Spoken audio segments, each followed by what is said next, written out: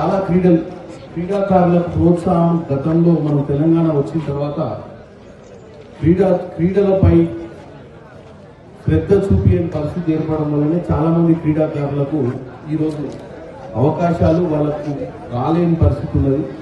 ఇప్పుడు కొత్తగా కాంగ్రెస్ ప్రభుత్వం తెలంగాణ వచ్చిన తర్వాత రేవంత్ రెడ్డి గారు ముఖ్యమంత్రి, తర్వాత రేవంత్ రెడ్డి గారు కాకుండా మన కోమటిరెడ్డి వెంకటరెడ్డి గారు కూడా ఈరోజు యూత్ అఫేర్స్ కి అలాగే రెవెన్యూ బిల్డింగ్లకు ఉన్నారు. కాబట్టి డెఫినెట్ గా మీ క్రీడకు సంబంధించినటువంటి అంశాలను మీ క్రీడాకారులకు మీరు కబడ్డీ ప్లేయర్లనే కాదు, ఇటు వాలీబాల్, కబడ్డీ, క్రికెట్ ఇవన్నీ కూడా గ్రామ స్థాయిలో బాగా ప్రేరేపణ చెందినటువంటి క్రీడలు. వీటిలో నుంచి మీలో ఎవరన్నా ప్లేయర్, ఎందుకంటే కబడ్డీ అంటే నాకు ఎక్కువ, నేను నార్త్ ఇండియా పనిచేసిన హర్యానా, పంజాబ్ నుంచి కబడ్డీ ప్లేయర్లు బాగా బయటకు వస్తారు. ఎందుకంటే పౌష్టికంగా గట్టిగా ఉంటారు. మీరు కూడా ఒకప్పుడు మనం ఉండే తెలంగాణ, ఇప్పుడు కూడా ఎప్పుడు చూసినా మరి పంజాబ్ వాళ్ళు అంటారు మా దేశం ఉంటాం అంటారు. అక్కడ పంజాబ్ వాళ్ళు, హర్యానా కుస్తీలు ఎక్కువ పడతారు కదా, కుస్తీ పరిమాణం పంజాబ్. కాబట్టి మీకేదన్నా మీ క్రీడాకారులకు సంబంధించిన విషయాలు ఏదంటే డెఫినెట్ గా ప్రభుత్వం తీసుకురావాలి. వీటి విషయంలో కూడా మీ పీఈటీ సార్లు ఎక్కువ, ముఖ్యంగా ఒకప్పుడు మీరు చాలా కీలకమైన వ్యక్తులు.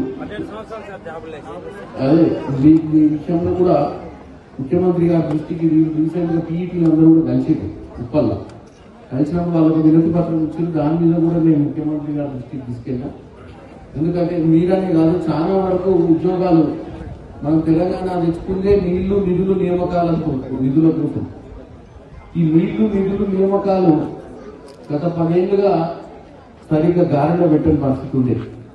ఇప్పటికైనా కానీ మనకు కూడా ప్రభుత్వానికి కూడా చాలా విషయాలు తెలియదు. అసలు వాస్తవంగా ఎక్కడ అవకతవకలు జరిగినాయి, ఎక్కడ అవకాశాలు రాలేదు, ఎక్కడ ఎవరు ఉన్నది, వీటిని ప్రభుత్వం దృష్టికి తీసుకుపోయి మీ అందరికి కూడా వీలైనంత వరకు పీఈటీల సమస్యలు పరిష్కారం చేస్తూ మీరు కూడా ఇలాంటి క్రీడోత్సవాన్ని చాలా కండక్ట్ చేయాలని రానున్న రోజులలో కొత్త క్రీడాకారులను బయటికి తీసుకురావాల్సిన అవసరం ఉంది. ఎందుకంటే టాలెంట్ ఉన్న వాళ్ళు ఊర్లో ఉంటారు. వాళ్ళకి ఇటువంటి ఈ ద్వితీయ శ్రేణి టోర్నమెంట్స్ ఊర్లలో కండక్ట్ చేసినప్పుడు ఇక్కడి నుంచి వాళ్ళ ప్రోత్సాహం లభించి వాళ్ళ నైపుణ్యతతో వాళ్ళు బయటకు వస్తే వాళ్ళు రాష్ట్ర స్థాయికి పోతారు. రాష్ట్ర స్థాయి నుంచి దేశ స్థాయిలో ఉండే ఆడతారు. రేపు ప్రపంచ స్థాయిలో కూడా వాళ్ళకు మంచి పేరు వస్తుంది క్రీడలలో. కానీ మనం కింద ఎప్పుడో టాలెంట్ ఉన్నప్పుడే వాళ్ళ టాలెంట్ ని మనం గమనించినప్పుడు ఆ టాలెంట్ అంతటితోటి అంతరించిపోతుంది.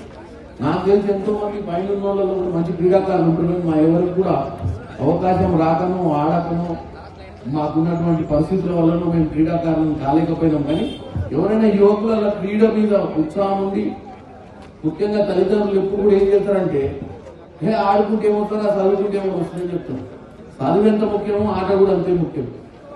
ఆట విదేశాలలో పోతే ఆస్ట్రేలియాలో మీరు ఎక్కడైనా చూడండి, క్రీడలకు చాలా ప్రాముఖ్యత ఉంటుంది. క్రీడాకారులకు కూడా వాళ్ళకు బెనిఫిట్స్ ఎక్కువ ఉంటాయి కాబట్టి క్రీడలలో పాల్గొంటారు. అటువంటి పరిస్థితులు కూడా మనం తెలంగాణలో ఈ కొత్త ప్రభుత్వంలో కూడా అటువంటి అవకాశాలు క్రీడాకారులకు కల్పిద్దామని మీ సైడ్ నుంచి కూడా సజెషన్స్ మాకు ఇస్తే మాకు కూడా ఐడియా ఉండదు. మేము పొలిటికల్ సిస్టంలో తిరిగేటోళ్ళకి వాస్తవ పరిస్థితులు అవగాహన ఉండదు. అవగాహన వస్తే దాని గురించి చర్చ చేయొచ్చు, దాంతో మనం మంచి చేయడానికి ప్రయత్నం చేయొచ్చు. కాబట్టి మీ బాధ్యత పీఈటీలుగా మీకు ఉద్యోగ సమస్యలు ఉన్నది వాస్తవం. మీకున్న సమస్యలతో మీకు వీళ్ళ మీద కూడా కాన్సన్ట్రేట్ చేయలేకపోతుంది.